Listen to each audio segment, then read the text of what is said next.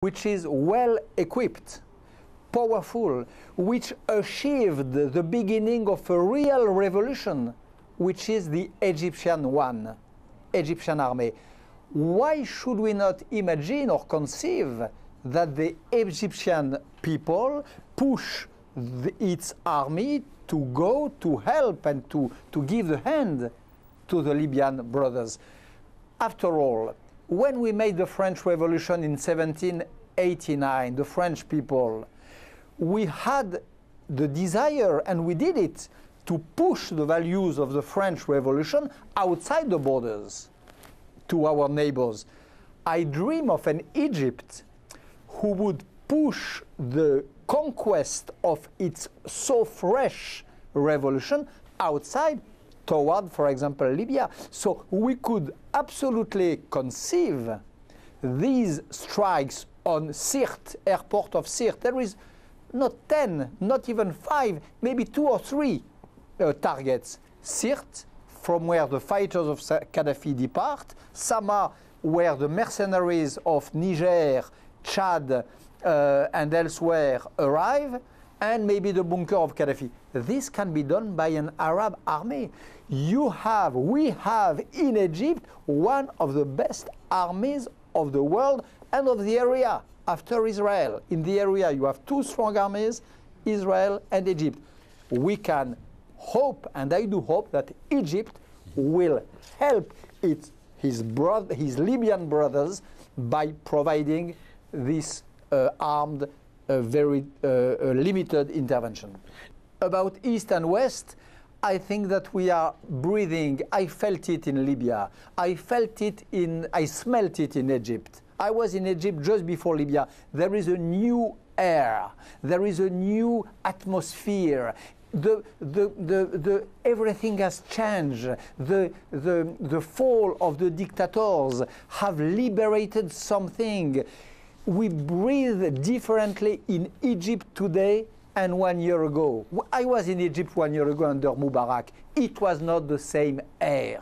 It was not the same freshness. It was not the same discussions. There will be debates, of course, between East and West, between our political tendencies, but democratic debates, and not with this terrible and heavy burden of the dictatorship. Now I wonder, Mr. And Levy, you will see how many problems will be solved in a much easier way. Right. Now I wonder, though, how much the people of the West, the Western countries, will be able to trust their leaderships when what they've seen over the past, 20, 30 years is relationships where governments have been enemies, then friends with, and then enemies, and then friends with again.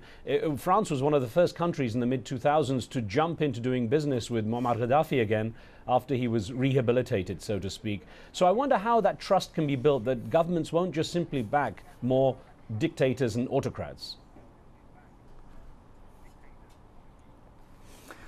You know, what happens today under our eyes, in front of our eyes, goes beyond all calculations and all miscalculations.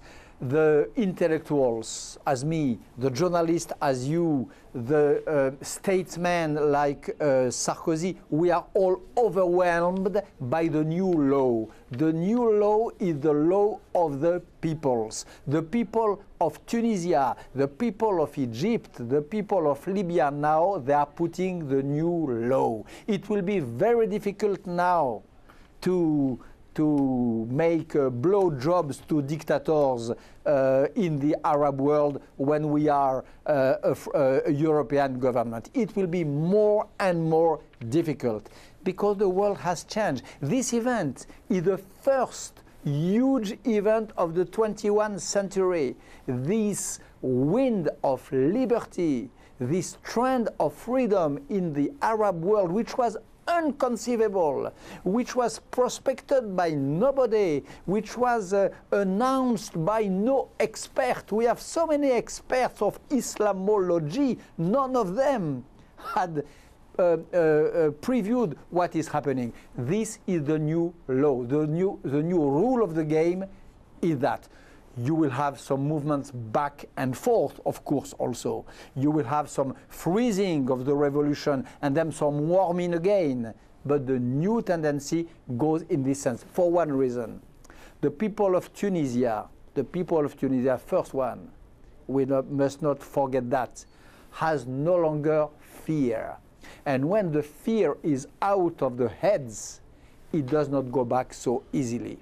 No fear in Tunisia, in Egypt, in Libya. In Libya, I was on the front line. I was in Benghazi. I saw these young boys who never, like in Bosnia 15 years ago, who had never a weapon in their hands, who did not even know how it works, but who, to defend their fatherland, to defend their families, and to defend the value which they embody now, they were ready to take the risk of death.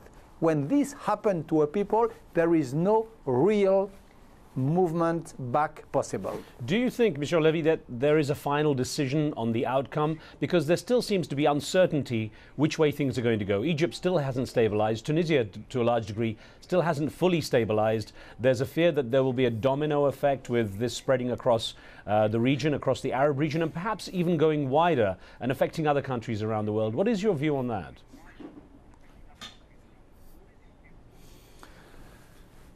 I think, first of all, in the three countries which you evoke, again, there can be some movements, of course, some crispations, some movements backward, but the real trend is onward.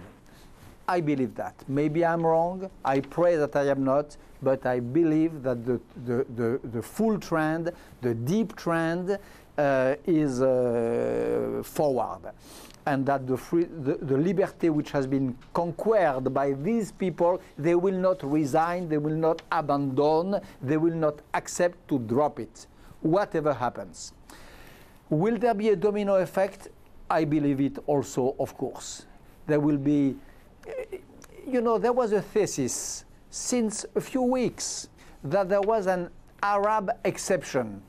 There was a thesis in the Western world, you saw that in the bullshit theory of Huntington and so on, that the Arab world was condemned to authoritarianism, that the Arab world was a stranger to the idea of liberty and of individualism, that there was a sort of cultural contradiction and metaphysical opposition between the values of the individuality and the Arab culture. This has completely split out. There is nothing remaining of this stupid building of false concepts. This is over. This story is over. Ridiculous. I never bought this theory. And all my life, I did fight against this idea that democracy was good for these and not good for those, or that you had some religious landscapes which prevented you to reach